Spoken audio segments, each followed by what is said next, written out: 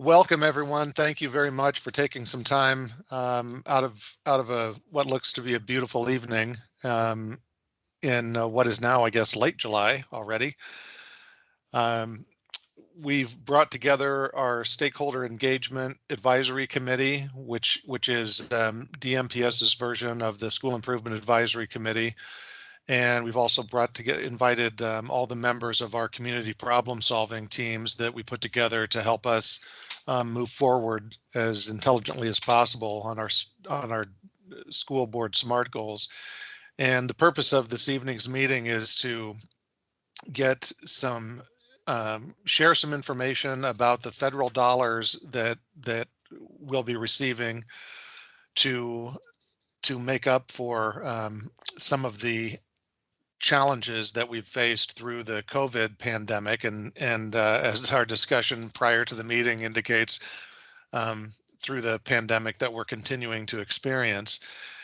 We've done a lot of discussions with staff internally and with students, and this is our opportunity to share what we know right now, and hopefully to get some input from engaged community members who know our system and know our kids, so that we can make as smart use as possible of what I'm imagining is a once in a lifetime opportunity to accelerate progress for our students.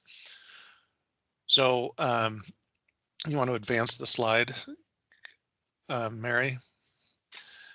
So we asked a lot of our students in the spring about their hopes and dreams for themselves, and also what would they like to have changed about their experience at school.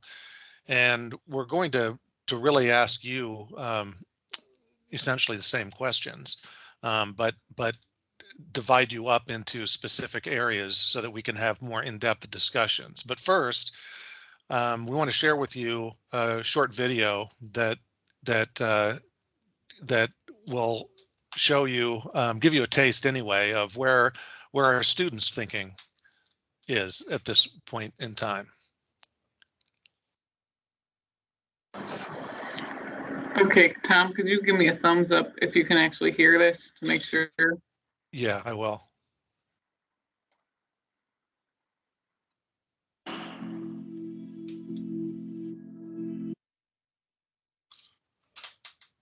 We're good. And if there were one thing I could change about this school, it would probably be to have school be longer. It would probably be kids taking class more seriously so we can all be in a better learning environment. Adequate funding. It's like teachers, first of all, they should get like better pay. I mean, I know that we can't do anything to change that, but like at the same time we could. I feel like some resources for like mental health or bullying aren't as open as they make them seem to be. So I would want myself and my peers to feel like they can say something. Sometimes you see like people do some pretty messed up stuff and it's just like overlooked and swept under the rug. One thing I could change about this school is less bullies, or no bullies, I mean. A lot of people like to isolate themselves, and, you know, it's okay. I do that sometimes too, but I feel like people need to start, you know, trying to come out of their shells and try to actually contribute more to the school and everything. I would say more social activity and meet new people. I'm an athlete, so as an athlete perspective, Lincoln has a lot of kids in the school. I think there should be more athletes.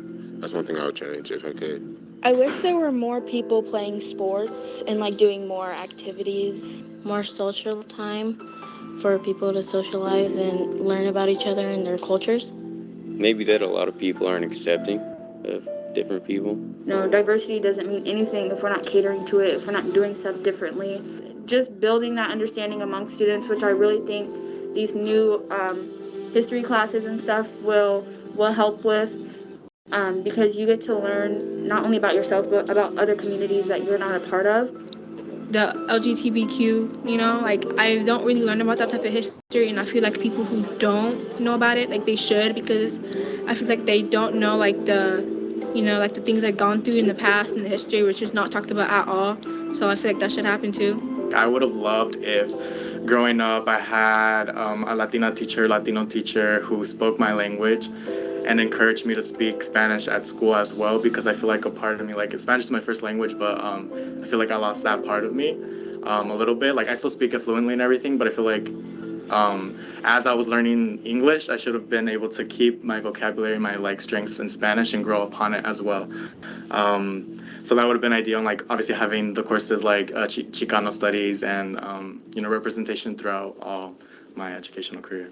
Like at high school, I would have it more structured like a college, where you have where you like pick a major, study something that you actually enjoy. More electives, like more time with electives. I don't know why, but I like my elective classes and I'd probably want more time with them. Something that's gonna give you the skills you need to go into the field that you want to go into after high school. I've learned that from a lot of my teachers. A lot of them think that if you go to college, you'll be nothing, and that's just not right. That's wrong. Especially for young kids that can't pay for $100,000 student debt. So I think having more opportunities for not just like learning, but everyday stuff like how to pay taxes, how to pay bills, how to check your car. I think that would improve the school system way more. I don't think I'd really change anything. Maybe the athletic facilities, because they're not big enough and they're kind of older. To make it so there's like a gardening place, a new garden. Longer recess because kids deserve to have longer exercise. Teachers communicating more, because they'll just say one thing and expect us to remember it like a week later or something. Like they don't communicate well enough. Some teachers, other teachers do, but I think that's missing. I have a lot of supportive teachers, but I know some students kind of struggle with reaching out to teachers, so just like finding a balance between that and just teaching students and stuff like that. Just creating that experience where it's fun to learn, it's fun to go to school. But I want to make it where like people are like excited to come to school and just like have a good day, like a field trip. You just come in and you're just excited every single day to try something new.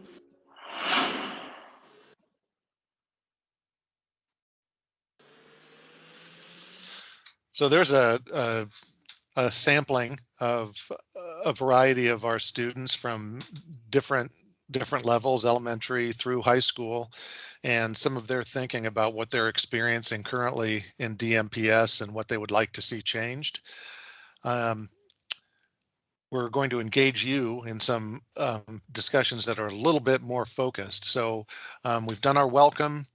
We're going to have Mr. Shashank Arora, who is our Chief Financial Officer, review the COVID relief funds that either we have received or will be receiving, and some of the guardrails about how it is that we are allowed to utilize those funds. And then Associate Superintendent Mr. Matt Smith will talk about our board goal action plans and the meeting process for the remainder of this session. And then we'll break you out into 4 different categories: unfinished learning, operations and facilities, technology, and social emotional learning and mental health. And I think most of you have selected one of those. And if you haven't selected one, you'll be placed in one that could use some more participation. And what we're going to do is talk about where should we be investing in each of those areas, utilizing those funds. One of the challenges about getting this much money in this short a period of time is it's a challenge to make wise investments in a manner that you can sustain that programming or that process once those funds are gone. So obviously, if we start new things in the long term, something else probably will have to go away, but we don't need to really focus on that tonight. What we'd really like to know is where our community's priorities are, where you think we can improve the most effectively, what's most urgent on your mind, and help us finish fleshing out how it is that we will be making these investments over the course of the next 3.5 years. So with that, I'm going to turn the microphone over to Mr. Shashank Arora, who will share probably more than you even want to know about the COVID relief funds. Good afternoon, and thanks, Tom. My plan today is to share the various sources of funding that is available, both under the state and the federal programs. Mary, next slide. As you will see during the presentation, there are too many acronyms all across. Please bear with me. I'll try to explain all the acronyms to the best of my ability. So today's agenda would be under the federal funds, we basically will cover three main portions: CARES, which is also known as SR1, CRESA, which is also commonly called SR2, and ARP, which is commonly called SR3. So these are the three large buckets which I'll be talking about where funding is available to our school district. Next slide. CARES Act. CARES is basically Coronavirus Aid, Relief, and Securities Act. Over here, we have money available for SR1, which is Elementary and Secondary School Emergency Relief. We also have GEAR, which is Governor's Emergency Education Relief. Now, ESSER is to a very large extent or largely controlled through the federal guidance, whereas GEAR is controlled more by the state guidance. Then we have the DHS CAP, which is Department of Health Services, CARES Act, Head Start, and the FEMA. CRESA, which is Coronavirus Response and Relief Supplemental Appropriations Act. It's a mouthful, so I think using acronyms is definitely helpful there. Again, we have very similar to SR1, which is SR2 and GEAR 2 funds available over here. And then the latest one that has come up are SR3 or ARP, which is the American Rescue Plan Act. The change over here is the FCC or the Federal Communications Commission Emergency Connectivity Fund, which is something new, which was not covered as part of SR1 and SR2. Next slide. So what are the allocations to DMPS? Under SR1, the total allocation was $9.44 million, out of which 0.6 was towards the non-public. So our true share was 8.84. And then we had under the learning management systems from state was $200,000. Gear 1, 1.22 was our share. And then we had DHS and Head Start, which was $0.7 million. This was the funding which was available. SR1, because everything happened in such a rush. No one was expecting or could have planned or knew what was happening. The funding was given to us upfront. All others, as we speak, are purely on reimbursement basis.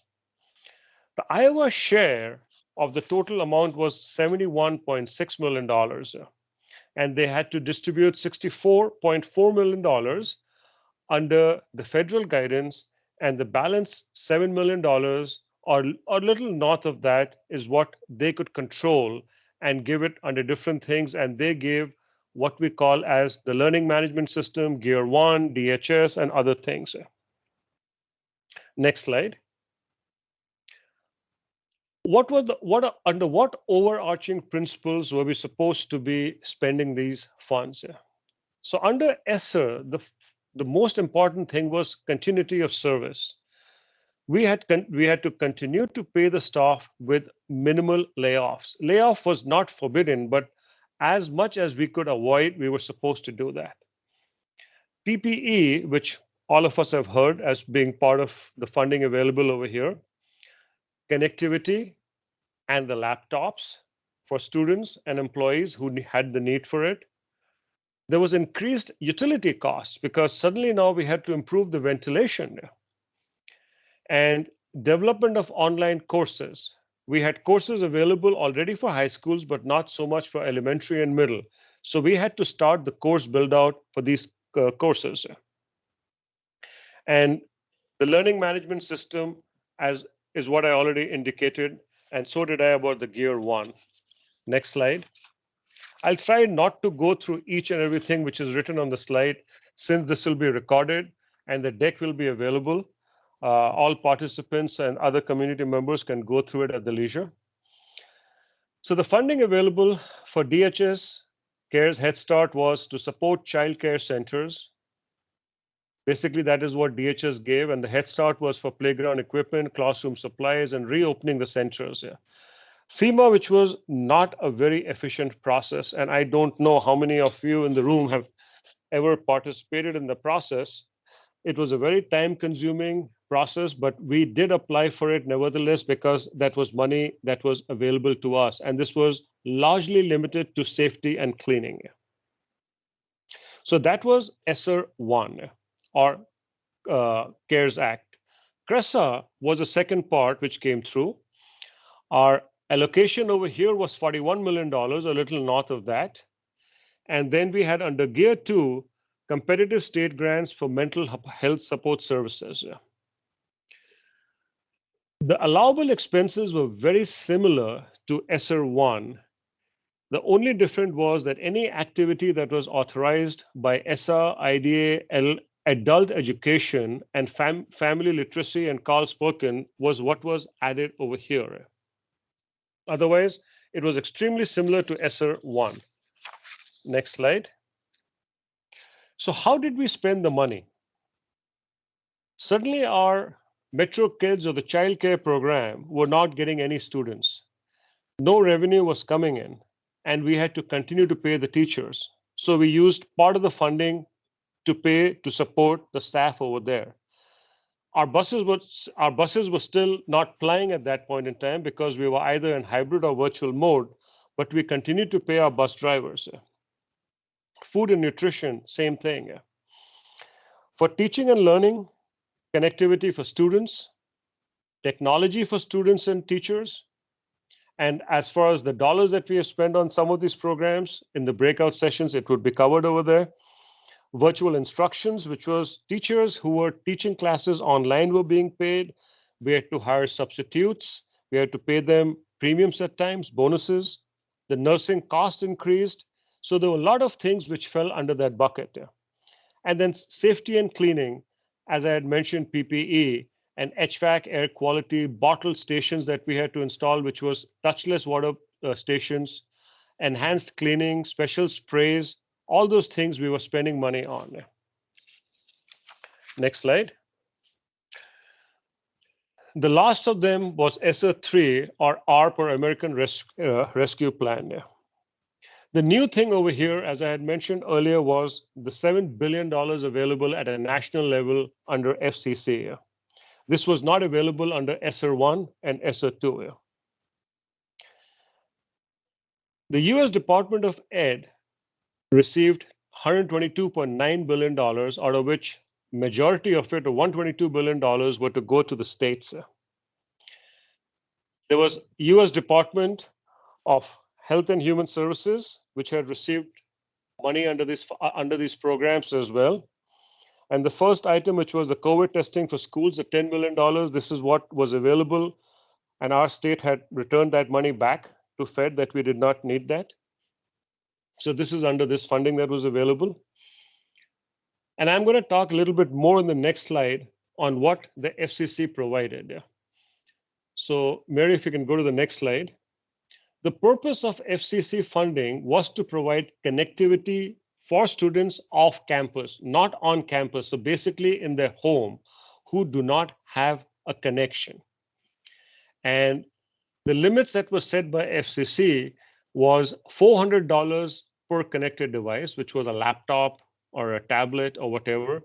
Anything over and above that, the plan is to cover it through ESSER because we all know it's difficult to get a laptop for $400, and $250 for a hotspot. The requirement over here is that we have to ensure that these laptops or hotspot are given only to those students who have an unmet need. So we have to keep track of that, and we have to apply for funding by August 13th. And then FCC will decide which school gets how much. So this was not a direct allocation of funding like ESSER 1, 2, and 3, but they would do it for the whole country and then decide which district gets how much amount. Next slide.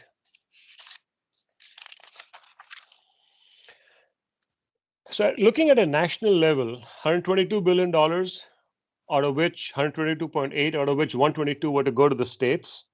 Something to note over here was, out of that $122 billion, $109.8 billion, or 90% of the total amount, was going to the district. And from this, 20%, each of the districts receiving the funds had to allocate this fund to mitigate the learning loss. So that was something new which was added as part of ARP or SR3. Next slide. So the amounts available to Iowa, our state, was $697 million. And they were being given as Award 1, which was available to spend after June 1, and the second award, which was available to spend after November 1. Out of the $697 million, $139.4 million is basically reserved to mitigate the learning loss at our state level, which this is the 20% of what we see in column 2 here. Next slide. So what was DMPS's allocation? We received $92 million, and our 20% of the share was $18.4 million. And this is what we plan to spend over the next few years to mitigate the learning loss which our kids had because of COVID. This amount, and the amount even for ESSER 1 and ESSER 2, was divided or allocated to the various districts based on Title 1, Part A. So based on that, the funds were allocated to different districts. To give an example, a richer district like Waukee would not have the same amount of funds, even if they have the same number of total students as what DMPS would have. The other important thing to note over here is typically in federal funding, the second highlighted bullet point is not applicable, which is supplement and not supplant, which typically applies, is not applicable to ESSER 3. This gives us a lot of flexibility to spend money on what would make the best sense for the district, for the students, and for the employees.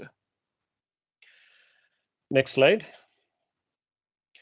The timing, which is highlighted, and something which I would really want to point out over here, was the last column, which is obligated. We were supposed to submit our expenses for the ESSER 3 by June 2024, even though the Fed had made the funds available till September. We pursued with the state, and they have agreed to obligate it. So as long as the district has obligated the funds as of June 2024 to be spending it by September 2024, we can book those expenses. The importance of this over here is that it's only in summers that our operation teams can really work on various HVAC projects. And HVAC projects, as we know, is extremely important for the kids to improve the air ventilation. And a significant portion of our funding would be going over there. Again, the summer learning classes that we are conducting as we speak during this time would also be available to our students as the school closes in June of 2024. So it'd be available to our kids till August before the fall school session starts. So I think that was a great win for all the districts in the states, that we don't have to shut off the funding or the expenses by June 2024. Next slide. So the 20% that I've been talking about, which is to address the or to mitigate the learning loss for the students, this is based on evidence-based interventions. And just to give you an idea, we are having 2 sessions this summer, and approximately 3,000 students across the district have signed up for both the sessions, a little north of 3,000 for session 1 and a little lower than 3,000 for session 2. But students across the district, and typical year, we have just a couple of hundred students who sign up for this.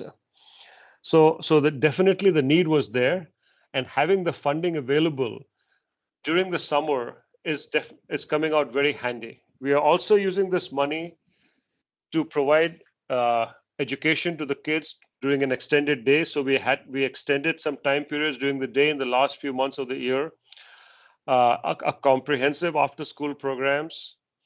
So all those things are the areas where we are spending money to mitigate the learning loss, and we have $18.5 million over here. Next slide.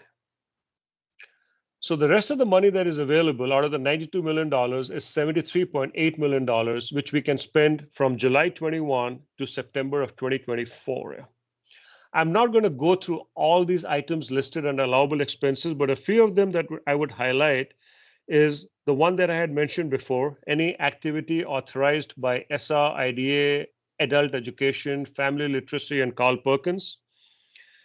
Any improvements to reduce virus transmission, like improving air quality, HVAC projects, mental health services and support, and maintaining equity for high poverty schools. Next slide. The only difference, or I should say, from typical state funding is for any federal funding, we do have to apply for prior approval to the state if an expense, individual per unit expense, is over $5,000. An example over here was HVAC, which runs into millions of dollars. So we have to apply to the state to get prior approval before we can start spending any money for our HVAC projects. And in all fairness, the state has been very efficient. They have been approving it within 24 to 48 hours of our submission. So that has not been a delay at all. The other thing I would mention is we have to comply with the Davis-Bacon Act as far as pay goes. Next slide. So each of these ESSER separate funding, whether we call it ESSER 1, 2, and 3, or CARES, CRESA, or ARP, they need to be tracked separately, reported separately. And we decided to form a cross-functional group the way we are discussing today, trying to seek input so that we can have a coordinated plan, have goals and priorities set, and decide what are the major initiatives and programs that we need to be working on. And the objective is to develop a 3-year plan, which is basically for fiscal year 22, 23, and 24, so that we have a good plan as to where we intend to spend this money going forward. Next slide. So what are the strategies that the district wants to adopt as we are spending money on this? We want to focus on a few high leverage investments. We want to address the learning loss for the students, address social emotional need for our students, and have a safe environment for our students to come to learn, for the employees to come to school and educate. And the focus also needs to be on equity, which is investment opportunities, which we want to evaluate through an equity lens that benefits students most in need of intensive support or intervention. Next slide. Something which we should really keep in mind, and I think Tom alluded to this, is the pitfall of utilizing a non-recurring revenue, because this revenue is going to dry up by September of 2024 to support any ongoing recurring cost. And unless we have a plan of offsetting this ongoing cost with the reduction in expenditure somewhere else, it can be a Herculean task at future years. So to give an example, hiring of staff under this thing could be a big concern, because once the funding dries up, how do we continue to pay those employees? So that is something which all of us are trying to think very objectively on as we are planning areas where we need to be spending money. And my request to the team would be, as we get into the breakout sessions, to please keep that in mind. The plan for sustainability is use this one-time funding cost for non-recurring purposes to build a foundation for sustainable student growth. To give an example, we are investing in curriculum or building out the virtual middle school as part of this funding. Investments that are either sustainable beyond the grant period expiration or deliberately made with the defined life cycle upfront, knowing fully well that this funding would not be needed after the 3-year period when the grant dries up. Next slide. These are some of the examples of the potential SR3 projects that we within the district, interacting with the employees, with the students and others, have come with. So, and these are the 4 breakout sessions also that we would be having. So under the safety, enhanced cleaning, PPE, HVAC, water bottle stations, and each of the team leads for these sessions would be talking about these and other items. Under technology, how do we continue to provide online learning platform to the students, which is Canvas, expansion of virtual academy, which was we are starting a new middle school, providing connectivity for students, and we have purchased over 10,000 laptops for our students because some of them did not have laptops, or providing connectivity to the students, a few thousand students who did not have that. Unfinished learning, which is the summer learning, enrichment programs, curriculum resources, and the social, economic, and mental health for the students. Next slide. Now the plan is to discuss during the breakout. These are the 4 buckets that I highlighted, but some of you who may not be attending the session over here and maybe joining us later, or would be seeing the recording, also have an option to log on to the survey, which is posted over here. And we would be accepting responses till October 2021, or even if some of you are attending breakout sessions and after you go back home and you think of something that you would want to contribute, this is a perfect place where you can always log on and give any ideas that you may have. Matt, over to you. Yeah, thanks so much, Shashank. Good evening, everybody. My name is Matt Smith, and I am the Associate Superintendent for Des Moines Public Schools. And there won't be a quiz on anything Shashank just presented for, so don't worry about that. We'll review some of these things in our breakout sessions, and there will be a business finance representative in each of our breakouts to help any questions that might come up as a result of the presentation here in a few moments. But before we get to that, I do have a few slides that we want to walk through just briefly to give some context as to our board goal action plans and how we got to the point where we are right now. You will hear references in our breakouts to our board goal action plans. The plan was set in motion in the summer of 2019 when the Des Moines Public Schools School Board adopted 3 SMART goals, particularly around early literacy and algebra, but also around social emotional learning, which is a management limitation for us. So social emotional learning, as we all know, is that SEL goal. So beginning in 2019, a team of district employees engaged staff, students, and community stakeholders in a DMPS collaborative problem-solving process. The process is a data-based and equity-driven decision-making process, and it addresses the systemic shifts needed to meet the goals set out by the school board in 2019. Teams focused on early literacy, algebra, and social emotional learning met at least 5 times between August 2019 and April of 2020. Additionally, a team of staff, students, and families and community members started meeting in November of 2019 to problem solve around the conditions for learning in DMPS classrooms. These groups utilized the DMPS collaborative problem-solving process to critically examine current state of the 3 goal areas and the conditions for learning. And they also used the collaborative problem-solving process to generate potential root causes for these issues.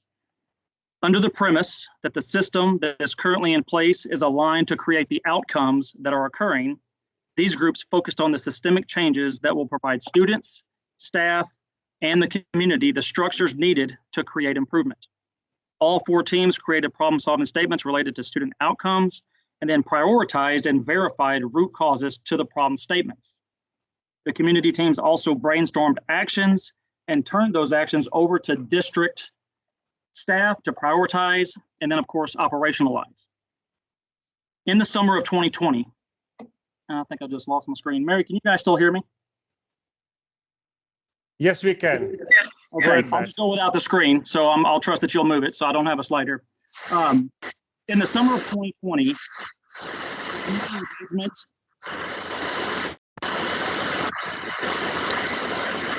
Can't hear you now. How about now? Oh, there you go. Okay, perfect. So it is significant and important to note that in the summer of 2020, the community engagement process that led up to 2020 quickly incorporated and shifted into our anti-racist town hall meetings. And so that's a pivotal moment for us because the plans that we built to that point were then revised, and we went back to the drawing board again to make sure that we were including voices and that we were including strategies and outcomes that we wanted to see in classrooms specific to DMPS becoming an anti-racist school district. So Mary, we're on to the next slide. So this slide, which I think you'll be looking at because I can't see it, represents the prioritized and verified root causes that the community problem-solving groups discussed. These root causes were analyzed between teams, including the algebra, the early lit, the SEL, and the conditions for learning teams, and then they were grouped into major bodies of works or levers. And you'll see the universal and foundational lever listed across the top.